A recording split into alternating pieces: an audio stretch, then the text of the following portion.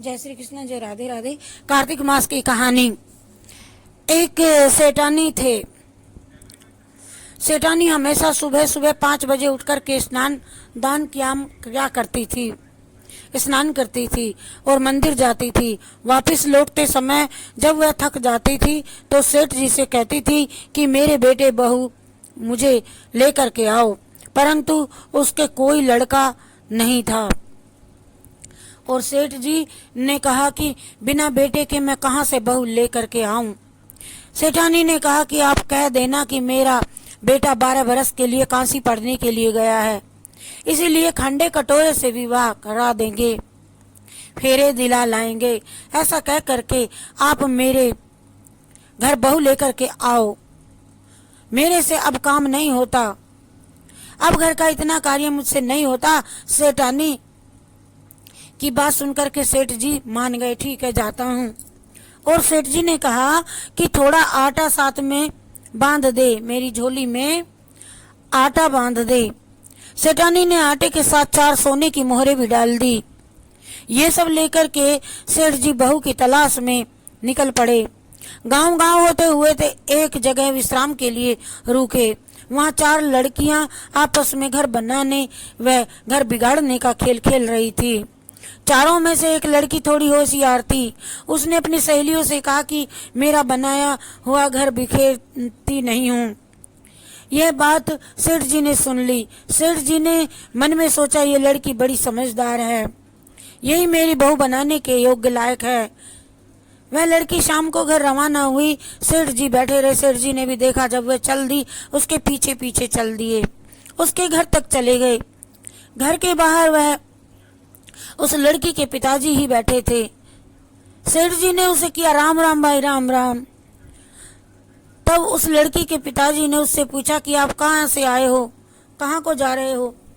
सेठ जी ने कहा कि मैं बहू की तलाश में निकला हूँ और मेरा बेटा काशी में पढ़ने हुए गया है, पढ़ने के लिए, जो 12 वर्ष के बाद आवेगा और वह खंडे से फेरे खिला दूंगा उस बेटे के।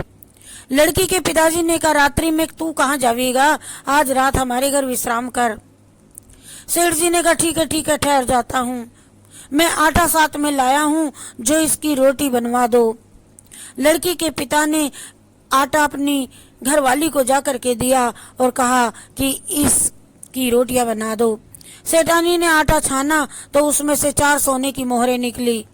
लड़की की माँ ने लड़की के पिताजी को बुलवाया। है जी आओ देखो।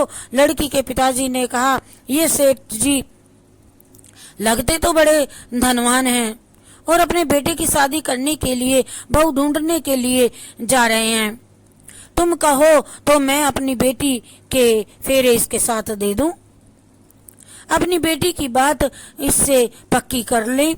सोने की मोहरें देख करके माँ बाप ने अपनी बेटी की शादी सेठ जी के लड़के के साथ पक्की कर दी। सेठ जी ने अच्छा मुहूर्त देख करके सावा निकलवा दिया।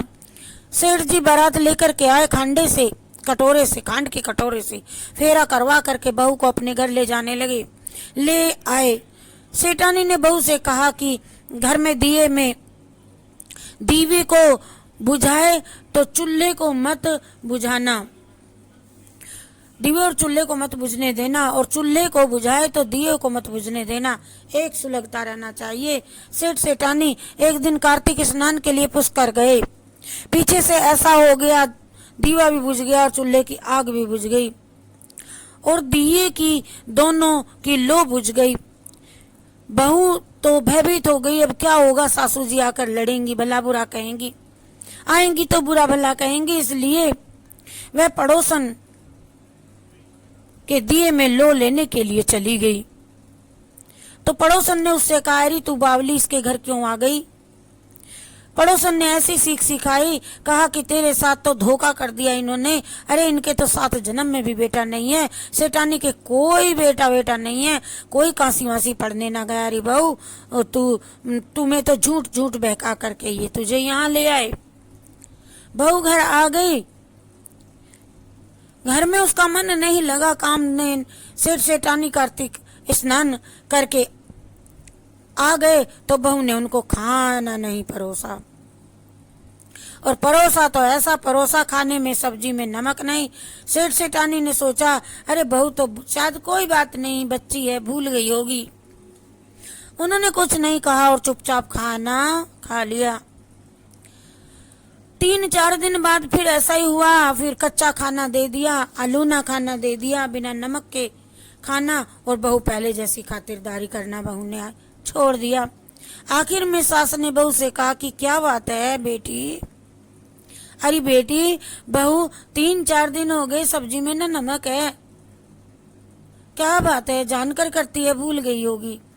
अरे बहू जी तो तड़क कर बोली, हे सासू माँ जी, सुन ले मेरी बात, आपको तो 3-4 दिन हुए हैं केवल, मैं बिना नमक का खाना खाते हुए, लेकिन मेरे तो 12 बरस हो गए, क्योंकि मैं तो आपके बेटे के बिना पूरी की पूरी अलूनी हूँ। सेठ सेठानी ने सोचा बहू को पड़ोसन की सीख लग गई। वो मन ही मन दामोदर भगवान को याद करने लगी और कहती है, यदि मैंने सच्चे मन से कार्तिक स्नान किया हो तो हे कार्तिक दामोदर राय ठाकुर, मेरी लाज रखना। फिर सेठानी ने बहू को खुश करने के लिए 7वें दिन और सारे घर की चाबियां दे दी। बहू ने कहा, मुझे 7वें कोठे की भी चाबी दो। तो बूढ़ा बुढ़िया ने कह दिया, अरे बहू, आज भी तेरा कल भी तेरा, ये ले चाबी। सेठानी मंदिर चली जाती हैं। तब बहू ने सोचा कि ओरे में तो बहुत बहुत धन भरा है, इस 7वें कोठे को और खोल देखती हूँ, इसमें क्या भरा है।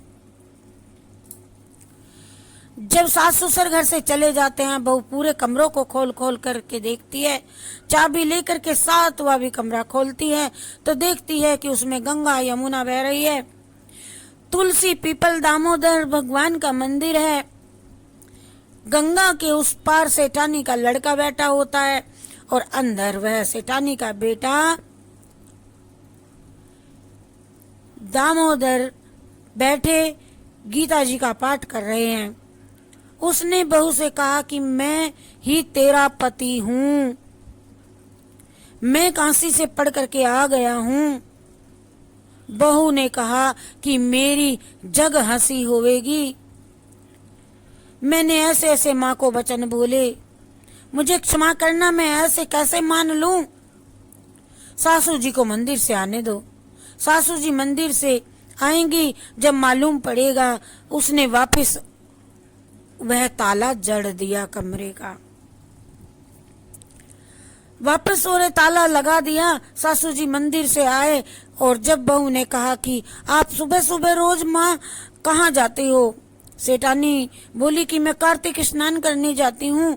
बहू ने कहा कि आपने 7वें ओरे में गंगा भी बैठी है, जमुना भी बैठी है, तुलसी भी है, पीपल भी है, दामोदर भी है, भगवान राय ठाकुर जी भी हैं,